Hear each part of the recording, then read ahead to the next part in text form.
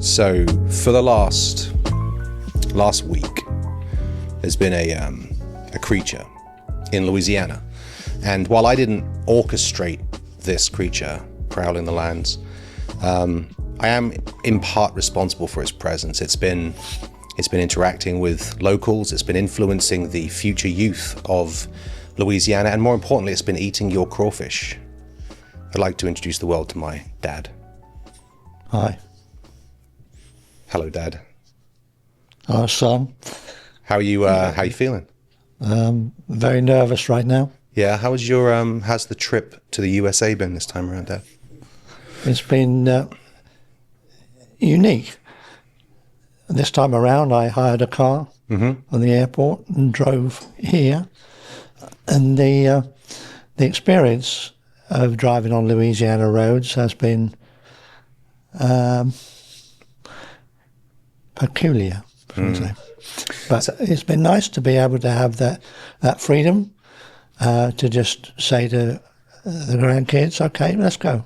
Yeah. And had a couple of rides out. So I do appreciate you taking the time, obviously, and the significant financial, commitment to make time for the kids. And I love seeing you as always. Nobody knows you, and so I kind of feel like we should get a little background, maybe a little history, in order that every opinion that follows is going to have the appropriate context. So, where are you from? Where do you live? Tell the folks where you live. Well, I was born and raised in a little town called Newmarket, which is in the county of Suffolk in the UK. It's not Suffolk, as all the Americans say. It's Suffolk. No, it's Suffolk. It was always regarded as the posh end of the county because there was a load of money in Newmarket because it's the home of horse racing in the UK and probably around the world. It's essentially the Kentucky Derby of England. Yeah, but it's better than that. Well, it's British, so. But I was born and raised there, and at 16 I joined the police service, straight from school in effect. And I remember that my mother said to me that I hope you don't go to London because it's too far away. And unbeknown to her, I'd applied to the London police, and I'd also applied to the local police in Suffolk, and I was accepted by both. And the reason I wanted to go to London was because I wanted to be a mounted policeman. Because I enjoyed horse riding and so on. That makes sense, having grown up in Newmarket. And I wanted to be a mounted policeman. And Suffolk Police did not have any horses for the police service, but the Metropolitan Police did. And so I applied to both forces. And my mother said to me that I hope you don't go to London because it's too far away. So I did what my mother wanted and joined up with the Suffolk Police. And I stayed with them for 32 years. And during you were with the Suffolk Police for 32 years? Is that Suffolk how it works police, yeah. in the police force? You're like a regional thing? Because we moved around a lot when we were kids. But I used to move around in your early days as children because I used to get itchy feet in one place. After about 2 or 3 years, I would look around for something new, some more challenging thing to entertain me, and that would mean that a different experience in a different police station somewhere else in the county. And as a result, I moved around. But so you were a Bobby. What was it about the force that maybe attracted you to want to do that over be a fireman or a Chuck Norris lookalike? Oh, I just wanted to drive the police car with the siren on. That simple. That was as simple as that. I'd seen that when I was 14 and I was out with my mum shopping, and I saw a police car go down the road past me. In those days, all the police cars had a bell, not a siren like they do these days. But I just thought, hey, that looks fun. I want to drive that. So mental picture for Americans, because fortunately or unfortunately, I'm very American now, right? So if you watch like LPB. They have like the old British shows in America is what they have. And so if you watch those, you will know exactly what type of small police cars with bells on that he's talking about. Yeah. Just helping to. I feel like a translator in many ways between the real British people and the American people. I feel it's a service I provide. You're on a never-ending quest. True that.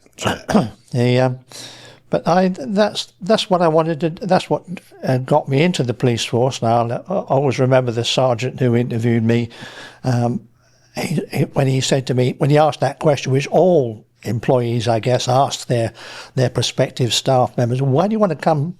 Why do you want to join this company, or why do you want to do this job? And I said, the money's good. Because I said to him, I just want to drive the police car with the siren. And can you do your best impression of the facial response he gave you? What did his face say? He said, "Well, you ain't gonna get in." That's what he said. And you were like, "The hell I'm not." I thought, indeed. And I applied and I got in. And a year later, I always remember I met this particular sergeant and I said, I'm here. And he turned around and said, I knew you would. I just gave it a little bit of a he thought he was... So it was a bit of reverse psychology. Stoking the embers, huh? Bit of reverse psychology. Can I ask you, Dad, so obviously, I'm, as your favourite child, and having lived up, grown up with you, I know you pretty well. But what's wonderful about being an adult, and this has happened over the years, right, is that I, through conversation, as an adult now, as a dad myself, like I remember one time I called you up and I said, Dad, I have 4 kids, and sometimes I just need to take a detour on the way home to give myself 30 minutes. I said, you cannot tell me that with 6, you didn't do that. Do you remember what you said to me? Yeah. Yeah. But the fact was that when I had 4, I was travelling.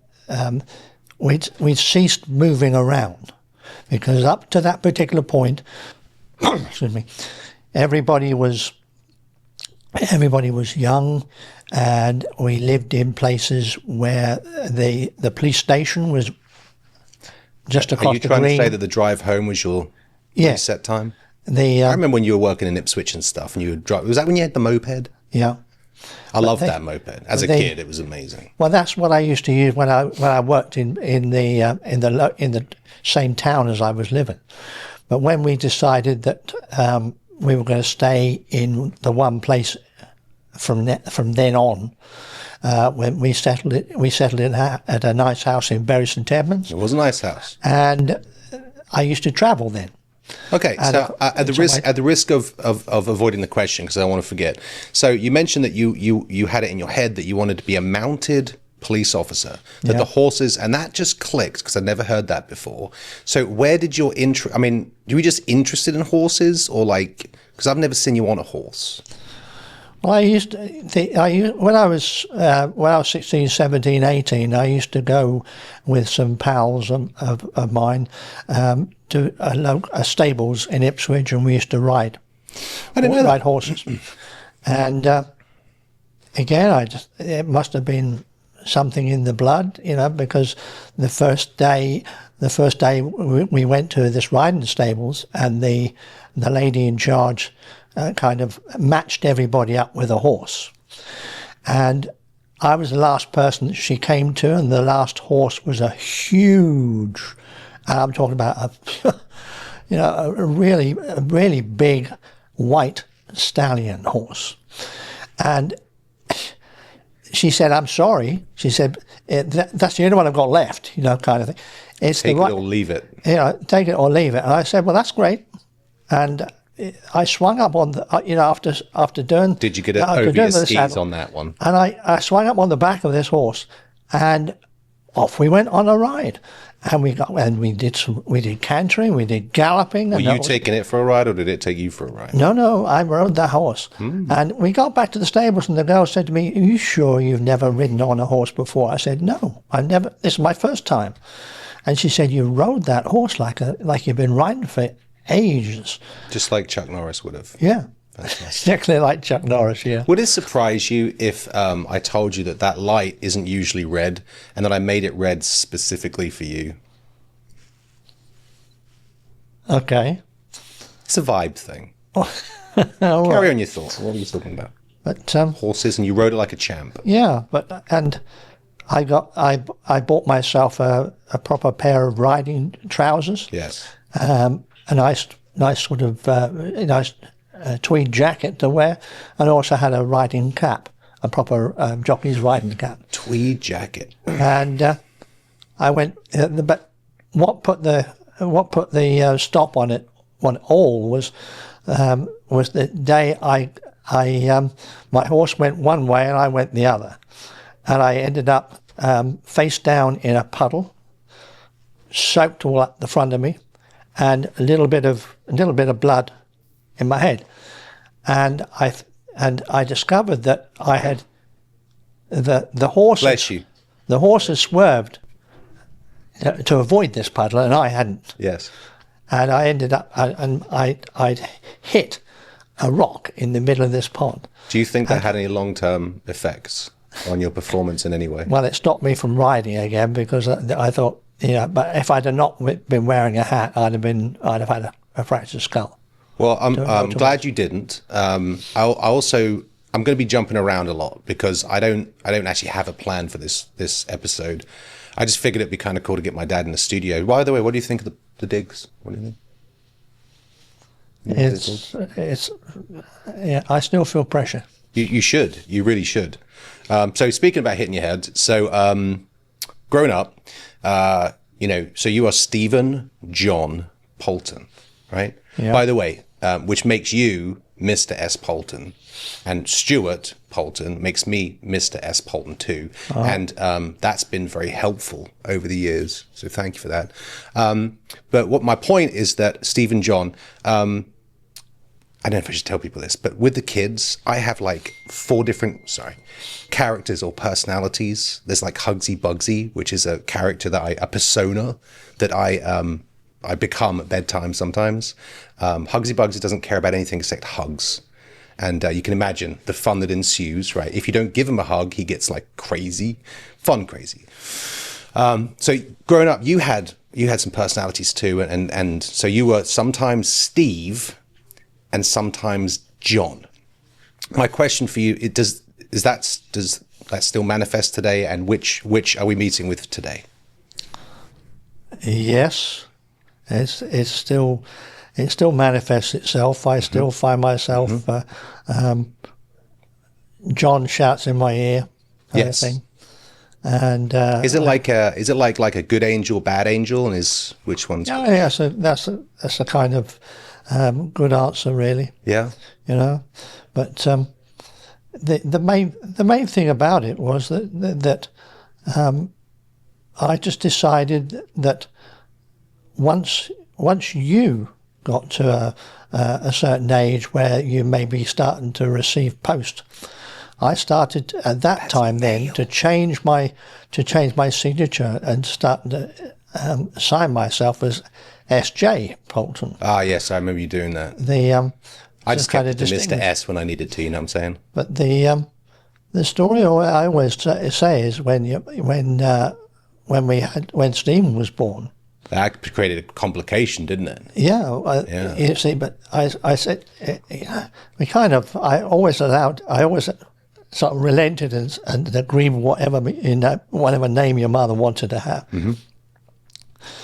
But when she said when Stephen came along, I said, "What a spectacular human he is!" But sorry about that. I could mute it, but I'm just going to answer this while you do that because it's my next client that's coming in 30 minutes. At the end of the day, when he was born, I remember saying to him that I remember saying to your mother, "Well, why you want to call him Stephen?" And she then turned around and said to me, because I started my family by marrying a Stephen, I'll finish the family by by naming a Stephen. And she said also, and I said, well, okay. That's nice, isn't it? But also I said. But then there's the spelling difference because you wanted the uniqueness, didn't you? Yeah. And of course, his name is spelt with a V, and I'm PH, the proper way. But at the end of the day, her answer to that particular comment was, well, I'm going to use V because that means that there's 6 letters in his name and there are 6 letters in everybody else's name in the family. I'm not sure that was actually a plan from the beginning. What do you think? Was it a plan from the beginning to name all the kids 2 syllables, or did it just appear that way at like number 3? No, because all the children have 6 letters in their name. Really? And I just think to myself, that's a woman's way of thinking. My wife told me I have to never understand that, but that's a woman's way of thinking. She said I need to use a new candle in the studio, so I'm going to light this candle. So I got 4 kids, as you know. I love pointing out things you already know, but nobody just watching knows. So I've got 4 kids, and they're young, and it's wonderful. When I meet people and I'm like, yeah, I got 4 kids, and they're like, 4? Bloody hell, 4 kids? So as a man that has raised 6, thoughts? I'm a very lucky man. At what point did the fear subside and it became fun for you? You can't tell me that along the way you were like, oh, here comes another, oh, here comes another. It takes a while for your capacity to like realize you got this. Well, it's not immediate. And I know it was very difficult, so I'm sorry about that. I upset my mother-in-law, and when your mum fell pregnant with Angela, it was a case that my mother-in-law threatened to attack me with a couple of bricks at that particular time, and nice. It was a risky time, for me at that particular point. Stop me if I'm sure, but like, was this the same? It would be the same person that on your wedding day, in the limousine on the way to the wedding, said it to Mom, it's not too late to change your mind. Yeah. I love that story. Proved them wrong, didn't you? Well, the more that the more children we had, I guess they were okay with that. They after that particular episode, I think that the Mum and Dad kind of resigned themselves to the fact that this life was what your mum wanted, and I was quite happy that if your mum was happy, I was happy, and so that was it.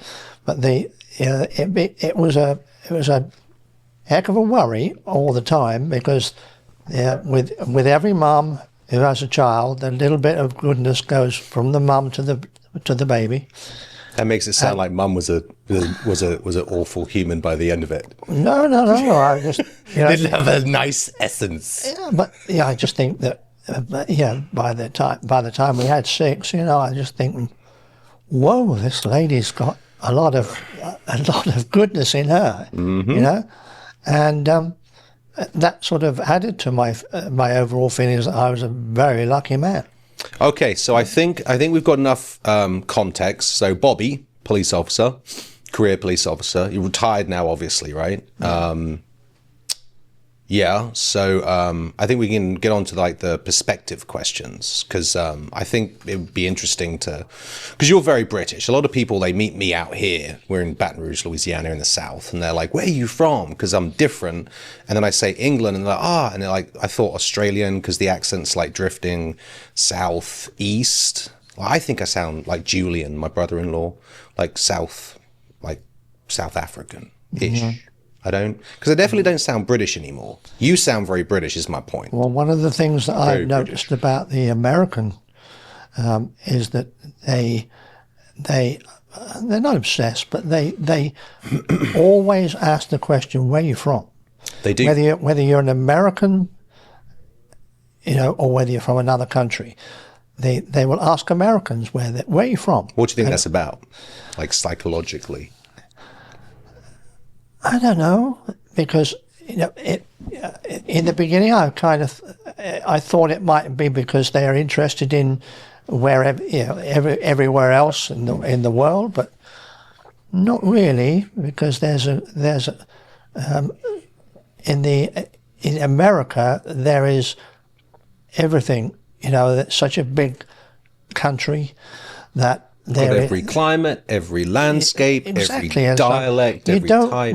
You don't really need to step outside of the United States to go to experience something different. And also those big old oceans do make it an imposition to, travel. Like in England, see, I've always thought that like England's kind of like a small, like you've got all the variation, especially when you factor in Wales and Ireland and Scotland and how strange those people are. Yeah. Right. But whenever anybody asks me where am I from, but France is just hop across the channel, so you can get out into different. We're not so fussed about where people come from over in the UK. I don't think it's not the first question people ask you.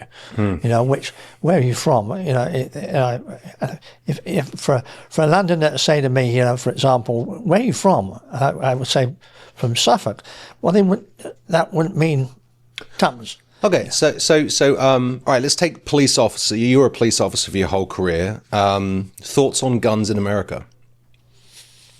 You need pro, them. You need con, them. yes, no. Yeah, well, you need them because I don't think there's been a time when you've not had guns. Which is true for the police.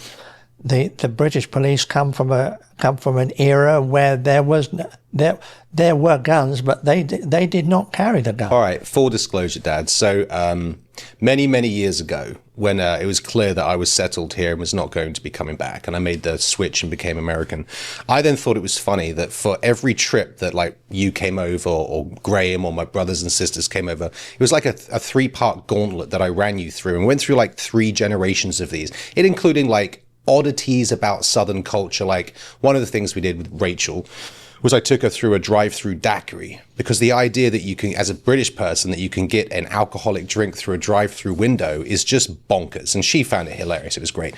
One of the things I did with all of you guys is I took you to the shooting range, because I remember the first time I held a gun as a British, I was shaking when I held the gun, right? And I thought that you would, and some of you did, and some of you didn't. And you were one of the people that didn't. In fact, I told you you could shoot anything you wanted to, and you did. You went through the full spectrum, every gun they had in that place. And by the time we got to the last one, which I think was a semi-automatic rifle, and you were still hitting the bullseye, I'm like, Dad. And you're like, we had training. Yeah. I had training in weapon handling when I was... You were great with a slipper, by the way. 20, 21. Wow. That's a weapon to a kid. I learned about weapons and firearms. I'm surprised. It's kind of a little bit proud as well. Yeah. But I learned to respect the gun. Amen. And that's one of the things that I've always carried through my life, is the fact that the gun, a gun is for shooting. Yeah. And if you shoot something, you are more likely to kill it than you are to just injure it. Okay. So you're definitely not anti-gun. You're not pro-gun, but you're leaning on the pro-gun. That's interesting to know as a British person. Well, as a cop, certainly I ran with the principle that my greatest weapon was my mouth. Is it true that England, as a culture that everyone's not armed, do the criminals just use like another weapon, like hammers and knives? Some people will use whatever weapon is available to them, and an ordinary everyday object can become a weapon if it's intended to cause harm. Was it you that taught me that if you take a magazine and roll it up and then hit it with the long side, it's basically a 4x2? Was that you or somebody else? It was somebody else. I'm not going to admit to that. Okay, so all right, that's fine. I was expecting you to be anti, which would have been far more entertaining, but that makes sense that you are pro. Who decides, like, who dresses you? Do you have like what's with the sandals and the socks? That's cool. Okay, awesome. And what size foot are you, by the way? I've never asked you that question. 10. A 10?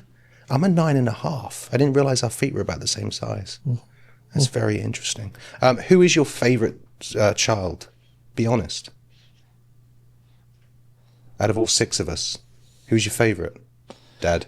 Whoever I'm with at the moment. Oh, that's not true. It is that, it's... Yeah. it's whichever one I'm with at the moment. That's who I enjoy, and I think if you enjoy the company of a person, then that's your favourite. Okay, so looking at this thing that you were such a large part of creating, and just basking in the awe of it's my boy, right? You feel that way, right? So of all the wonderful traits of my character, which one are you got that from me? The sense of fun. That was a very nice response to a silly question. Anything else? I didn't see that as a silly question. I thought that's got it. That's what I feel is the one thing that I feel proud of that you've got from me. Is this sense, all of the brothers, all of fun. us have a sense of Yeah. If you're not having fun, what's the point? All different degrees but you're all on the same page when it comes to that particular quality. I think. Very nice, very nice. So I'm glad you came out. I appreciate you taking the time to come on the podcast.